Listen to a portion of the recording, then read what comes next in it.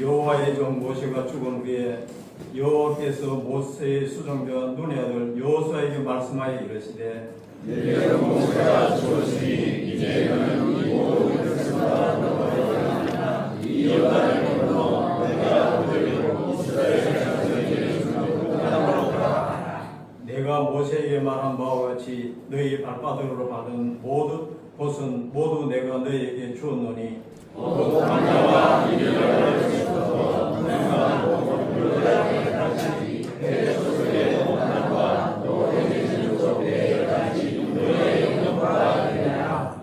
내 평생에 너희를 능히 대적할 적 없으리니 내가 모세와 함께 있었던 것 같이 너와 함께 있을 것임이니라. 내가 너를 떠나지 아니하며 버리지 아니하리니 강하고 담대하라. 너는 내가 그들의 조상이 되는 자여 그들의 예수라 너를 이 백성에게 자세하게 하리라. 오직 강하고 극히 담대하여 나의 종 모세가 내게 명령한 그 율법을 다 지켜 행하고 우로나 좌로나 치우치지 말라. 그리하면 어디로 가든지 형통하리니 이 율법책을 내 입에서 떠나지 말라 하며 취하고 그것을 묵상하여 그 안에 기록된 대로 다 지켜야 한다. 그리하면 내 길이 공평하게 될 것이며 내가 형통하리라. 내가 내게 명령한 것이 아니라 강하고 담대하라. 두려워하지 말며 놀라지 마라. 내가 어디로 가든지 내 하나님 여호와가 너와 함께 하느니라 하시니라. 아멘. 사봉교회 심하신 여러분 반갑습니다. 반갑습니다. 그래서 작년 말부터 담임 목회를 시작했고 이제 다음 달에는 이제 위임식을 가질 예정입니다. 최상준 목사를 인사드리겠습니다. 자, 우리 말씀 나누기 전에 옆에 분들과 한번 이렇게 인사했으면 좋겠습니다. 당신의 얼굴을 보니 천사의 얼굴을 보는 것 같습니다. 아이고, 오다님. 이 시간에 이 본문의 말씀을 가지고 인생이 두려우십니까? 인생이 두려우십니까? 라는 제목으로 하나님 말씀 증거하겠습니다. 마틴 스코세이지 감독의 2004년작입니다. 에비에이터라고 하는 영화가 있습니다. 이 영화는 하워드 휴즈라는 사람의 일대기를 그린 영화입니다. 그는 천재적인 비행사였자 공학자였고 영화 제작자이고 항공사업으로 억만장자가 된 인물입니다. 하고 싶은 일이라면 다 하고 살았던 사람이었습니다. 그런데 1976년 4월 5일에 그의 시신이 병원에 도착했을 때 온 세상은 경악을 금치 못했습니다. 사망 당시에 그는 영양실조와 탈수증으로 키 185cm에 몸무게는 42kg밖에 되지 않는 끔찍한 모습을 하고 있었기 때문입니다. 왜 그렇습니까? 그에게는 세균 공포증이라고 하는 떨칠 수 없는 두려움이 있었습니다. 그는 눈에 보이는 것은 다 가지고 다 누리고 살았던 사람이었지만 눈에 보이지 않는 것에 대해서는 굉장히 두려워했습니다. 그래서 문고리를 잡을 때에도 휴지를 10장씩 사용하는 기괴한 증상을 보였습니다. 자신의 측근들도 만나지 않았고 전화와 메모로만 의사 전달을 했고 호텔에 직도하면서 진공 유류관 안에 갇혀 살다가 그렇게 비참하게 인생을 마감하게 된 것입니다. 이처럼 보이는 것을 다 가진 사람이라고 할지라도 보이지 않는 것에 대한 두려움이 있는 겁니다. 이 두려움이 최고의 천재를 가장 불행한 인생으로 전락시켜 버렸습니다. 사랑하는 여러분, 여러분들은 이 시간 기도회를 드리며 어떤 마음을 가지고 계십니까? 인생이 두렵지는 않으십니까? 두려움은 나만 겪는 어려움은 아닙니다. 종류가 틀리고 정도가 다를 뿐 누구나 모두가 두려워하며 살아갑니다. 그래서 성경에서 가장 많이 나오는 명령이 무엇입니까? 바로 두려워하지 말라라는 명령입니다. 총 366번이 나옵니다. 365일 두려워하지 말라 끊임없이 자신에게 되새기고도 한 번 더 되새겨야 할 만큼 굉장히 중요한 말씀이기 때문입니다. 오늘 우리가 읽은 본문의 말씀을 보면 믿음의 사람들도 여기에서는 예외가 아니었다는 사실을 우리들에게 보여주고 있습니다. 이스라엘은 이제 광야 시대를 끝내고 약속하신 가나안 땅을 눈앞에 두고 있었습니다. 하나님께서는 이제 곧장 그곳으로 들어가게 하셨습니다. 적과 꿀이 흐르는 땅이었습니다. 하나님께서 은혜를 주시기만 한다면 농경도 가능하고 목축도 가능했던 땅이 바로 이 가나안 땅이었습니다. 그곳에서 거룩한 백성 제사장 나라가 될 장소였습니다. 이제 이스라엘 백성들이 가나안 땅을 정복하고 차지할 때가 왔습니다. 이 중대한 일을 이루시기 위해서 하나님께서는 여호수아를 지도자로 준비시키셨고 이제부터 그를 본격적으로 사용하시려고 합니다. 새로운 역사의 현장이 펼쳐질 이 가슴 벅찬 시점에 여호수아는 두려움에 발목이 잡혀 있었습니다. 그렇다고 해서 처음부터 여호수아가 겁이 많은 사람은 아니었습니다. 우리가 알거니와 광야를 지날 때 아말렉 군대와의 전투에 가장 선봉에 서서 싸운 사람이 바로 여호수아였고, 가나안 땅을 정탐한 뒤에 다른 지휘관들은 겁에 질려 부정적인 보고를 할 때에도 옷을 찢으며 그들은 우리의 밥이다 라고 외쳤던 용장이 바로 여호수아 아닙니까? 그런데 이런 여호수아가 두려워했던 이유가 있습니다. 1절 말씀을 보십시오. 여호와의 종 모세가 죽은 후에 여호와께서 모세의 수종자 눈의 아들 여호수아에게 말씀하여 이르시되, 먼저는 모세의 죽음 때문이었습니다. 불세출의 지도자였던 모세의 죽음으로 말미암아 그는 두려워할 수밖에 없었습니다. 특별히 이스라엘 백성들에게 있어서 모세가 없는 미래는 상상할 수가 없었습니다. 그리고 1절 말씀을 보시면 모세를 보고 여호와의 종이라고 소개합니다. 굉장히 영광스러운 호칭입니다. 그런데 이 모세의 길을 이어서 이스라엘 백성들을 이끌어 나갈 여호수아에게는 모세의 수종자라고만 소개를 하고 있습니다. 모세와 여호수아의 사이에는 당장에는 넘을 수 없는 차이가 있었음을 지금 1절 말씀은 부인하고 있지 않습니다. 이런 불세출의 지도자의 뒤를 이어서 사명을 감당한다는 것은 굉장히 두려운 일이었습니다. 그리고 여호수아는 모세가 얼마나 고통받고 인내하며 백성들을 인도했는지를 가장 가까운 자리에서 보았던 사람이기 때문에 이 지도자의 무게감이 고스란히 느껴졌던 것입니다. 또 한 가지는 민수기 13장에서 기록된 정탐의 기억 때문이었습니다. 여호수아는 이미 가나안 땅 살펴보았습니다. 그 땅 백성들이 얼마나 크고 힘이 센지를 알고 있었습니다. 그리고 그런 그들 앞에서 이스라엘 백성들이 스스로를 메뚜기 같다라고 여기면서 초라해졌던 그들의 약함도 잘 알고 있었습니다. 그렇기 때문에 이 약속의 땅으로 들어가면 과거의 실패가 반복되지는 않을까, 예전의 상처가 다시 덧나지는 않을까라는 불안감이 생기는 것이 당연했습니다. 여호수아에게 있어서 이 가나안은요, 약속의 땅이기는 하지만 굉장히 험난한 땅이었기 때문입니다. 그리고 오늘 본문 2절을 보면 하나님께서 여호수아에게 가장 먼저 주시는 과제가 있습니다. 그것은 백성들과 함께 요단강을 건너라라는 명령입니다. 이스라엘 백성들이 요단강을 건넜던 시기는요, 굉장히 수심이 깊고 유속이 빨랐던 시대였습니다. 아이까지 200만여 명이나 되는 한 민족이 요단강을 건넌다라는 것은 상식적으로 불가능한 일이었습니다. 이렇듯 여호수아에게 모세의 죽음과 정탐의 기억과 그리고 요단강을 건너라라고 하는 이 명령은 두려움을 일으키기에는 충분한 말이었습니다. 이것이 번지게 되면은요, 그의 내면은 무너질 것이 분명합니다. 이런 감정의 지배를 받으면 그는 앞으로 어떤 사명도 결코 감당할 수가 없었을 것입니다. 그러나 사랑하는 여러분, 우리는 두려움의 실체를 잘 알아야 합니다. 그리스도인들에게 있어서 무언가 두렵다라는 것은 무엇입니까? 그것이 내가 믿는 하나님보다 더 크게 보인다라는 말입니다. 그런데 여러분, 하나님보다 큰 것이 있습니까?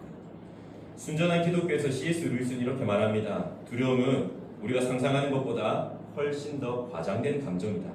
그러므로 두려움에 압도되지 말고 그것을 직면하고 용기를 내라. 여러분, 사실 두려움은 거짓 믿음입니다. 안 될 것이다 라고 하는 믿음, 망칠 것이라는 믿음, 실패할 것이라는 믿음입니다. 우리가 두려움에 사로잡혀 생각하는 것들은 대부분 실제로 일어나지 않고 설령 일어난다라고 할지라도 우리가 어찌할 수 없는 것들이 대부분입니다. 그리고 무엇보다도 하나님보다도 더 큰 일이란 없습니다. 그런즉 우리는 두려움에 무너지지 말고 상황을 직면하는 용기를 내어야 합니다. 두려움에 사로잡혀 있었던 이 여호수아에게 주시는 하나님의 은혜가 무엇입니까? 여호수아의 두려움을 너무나도 잘 아시고 그의 감정을 주님께서 잘 헤아려 주시고 그에게 꼭 필요한 말씀으로 다가오신 것입니다. 오늘 본문 3절과 4절은 이렇게 기록합니다. 내가 모세에게 말한 바와 같이 너희 발바닥으로 밟는 것은 모두 내가 너희에게 주었노니, 하나님께서 막연하게 땅을 정복하라고 말씀하시는 것이 아니라 지명까지 정확하게 이야기하시면서 이미 주었다라고 과거 완료형으로 말씀하고 계십니다.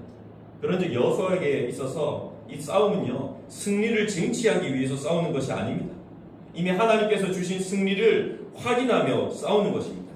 그렇기 때문에 가나안 땅 정복을 거룩한 전쟁, 여호와의 전쟁이라고 일컫는 것입니다.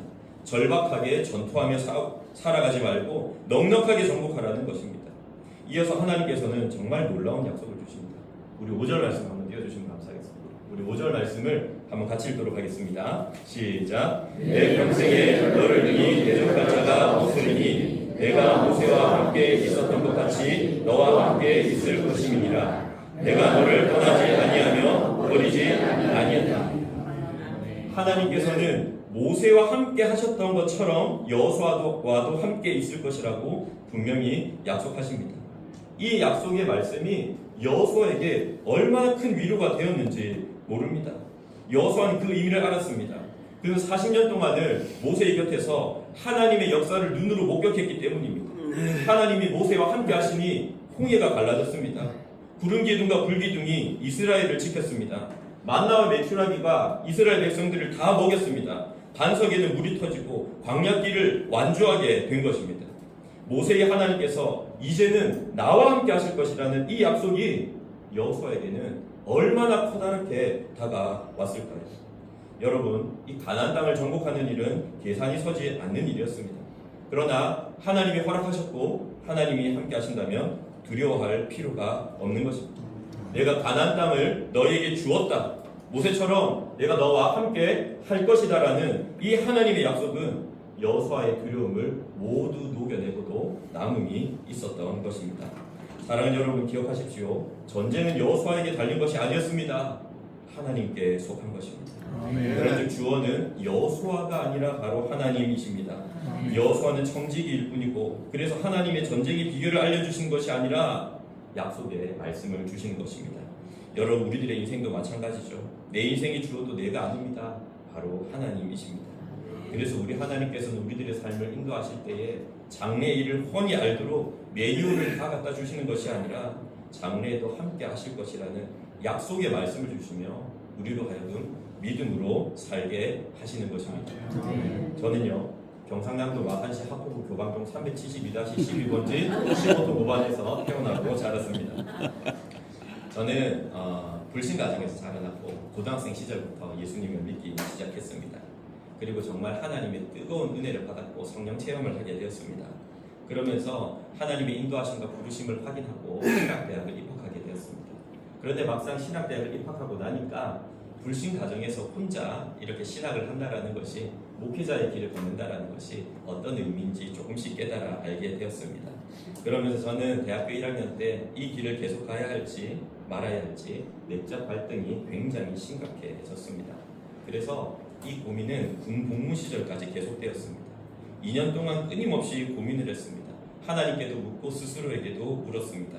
그러나 뚜렷한 답은 잘 나오지 않았습니다. 그리고 병장 시절에 고민에 대한 답을 얻으려고 성경책을 펼쳤습니다. 마태복음부터 읽기 시작했는데요. 마태복음 6장 33절 말씀을 읽으면서 제 온몸에 전율이 오기 시작했습니다. 여러분, 자주 그런 일이 있는 것은 아니지만 종종 우리가 하나님의 말씀을 읽거나 들을 때 마치 하나님께서 내 면전에다 대고 직접 말씀하시는 것만 같은 그렇게 크게 말씀이 와닿는 때가 우리에게도 종종 있지 않습니까? 저는 그때가 바로 그때였습니다. 마태복음 6장 33절을 읽는데 그런즉 너희는 먼저 그의 나라와 그의 의를 구하라. 그리하면 이 모든 것을 너희에게 더하시리라. 아멘. 하나님께서 대면하여 말씀하시는 것만 같았습니다. 그리고 제가 기도했습니다. 하나님, 이 마태복음 6장 33절 말씀 한번 믿어보겠습니다. 제가 이제 빈손으로 제대합니다. 저를 위해 기도해 줄 리도 없고 저에게는 아무것도 없습니다. 하나님이 만일 제가 학교를 다니는 동안 1년 동안의 학비와 생활비를 책임져 주신다면 하나님 1년만 더 다녀보도록 하겠습니다. 그렇지 않으면 그냥 저 편입하거나 재수하도록 하겠습니다. 이렇게 하나님께 기도하고 군 제대를 했습니다. 그러면서 마태복음 6장 33절 말씀 딱 하나만 가지고 다시 신학교로 돌아가게 되었습니다. 그런데 하나님께서 저의 삶을 어찌나 놀랍게 인도하셨는지, 하나님께서 때를 따라 물질을 주시고 기도자를 붙여주시고 좋은 멘토를 붙여주시고 은혜 위에 은혜를 더하셔서 이 마태복음 6장 33절 말씀 한 절만 붙들고 나왔던 제가 하나님 은혜로 이렇게 담임 목사까지 되었고, 아멘. 여러분들과 함께 말씀을 나눌 수 있는 은혜가 부어진 줄로 믿습니다. 아멘. 사랑하는 여러분, 우리가 정복해야 할 가나안 땅은 결코 만만하지는 않습니다. 믿음 없는 가족들에게 복음 전하는 것, 또 사랑하는 자녀들에게 신앙을 전수하는 일, 직장에서 그리스도인으로 살아가는 일, 교회에서 직분을 감당하는 것, 어느 것 하나 쉬운 일이 없습니다. 그러나 여러분 기억하십시오. 우리는 설명을 듣고 사는 사람이 아닙니다. 매뉴얼을 붙잡고 사는 사람들도 아닙니다. 하나님의 약속을 믿고 사는 사람들입니다. 그 약속의 말씀을 붙들고 나아갈 때 임마누엘이 하나님께서 우리와 함께 하시며 우리의 걸음을 선하게 인도하실 것입니다. 여러분, 여호수아는요 비록 우여곡절이 있기는 있었습니다마는 순종함으로 하나님과 끝까지 동행했습니다. 그러면서 여호수아의 죽음을 여호수아서 24장 29절에서는 이렇게 기록합니다. 이 일 후에 여호와의 종 눈의 아들 여호수아가 110세에 죽음에. 여호수아 1장에서는 분명히 그를 모세의 수종자라고 이야기했는데 여호수아서 24장 마지막에 가니까 그를 여호와의 종이라고 소개하고 있습니다. 모세와 함께 하던 것 같이 너와 함께 있을 것이라는 하나님의 약속이 완전히 성취된 것입니다. 여호수아 1장에서 하나님의 약속은 비현실적이었지만 결국 이 모든 것들은 현실이 되고야 말았습니다. 이제 말씀을 맺고자 합니다. 사랑하는 여러분, 두려움에는 끝이 없습니다. 이 두려움의 굴레 속에 우리가 갇혀 살다 보면 우리의 영혼은 점점 메말라갈 수밖에 없습니다. 그러나 말씀에 순종하며 살아보지 아니하고 성경 보지 아니하고 약한 나 자신 바라보지 아니하고 하나님만 바라보며 우리가 한 걸음 한 걸음 순종하며 나아가면 우리들의 영혼은 진정한 평안을 누리게 될 것입니다. 인생이 두려운 만큼 하나님께 더욱더 가까이 나아갑시다. 그리고 두려움 너머에 있는 하나님의 넘치는 은혜를 경험하는 오늘 하루가 되시기를 주의 이름으로 축원합니다. 오늘도 교방동 운영위원회 화요일을 하나님 말씀 가운데 잘 마치게 해주시고 하나님께 네 가지 제목으로 기도를 드리게 해주셔서 감사를 드립니다. 아멘. 아버지 하나님, 정부에서 해외 선교 사업에 세금을 부과하고 있습니다. 선교 사업에 성금을 드리는 거룩하신 사업에 정부가 세금을 부과하지 않도록 은혜를 베풀어 주셔서 선교 사업이 위축되지 않도록 우리 주님 인도하여 주시옵소서. 화봉교회가 날마다 부흥하고 확장되어서 하나님 나라 건설에 귀하게 쓰는 교회가 되게 해주시고 우리 목사님 사에게 하나님의 놀라운 은혜가 함께 주셔서 여호수아와 함께 하셨던 하나님께서 우리 최장군 목사님과 함께 하셔서 목사님을 통하여 하나님 많은 영광 받아 주시옵소서. 예수님 이름으로 기도드리옵나이다. 아멘.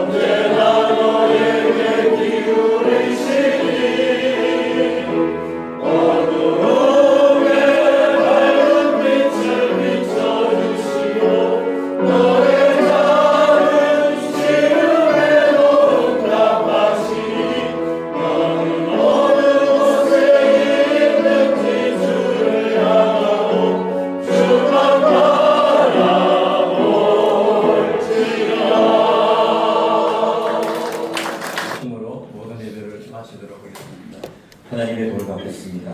지금은 우리 주 예수 그리스도의 은혜와 하나님의 변함없는 사랑과 성령의 교통하심이 전파 선교를 통해 하나님의 나라를 세워가는 모든 동역자들 위해 지금으로부터 영원토록 함께 있을지어다. 아멘.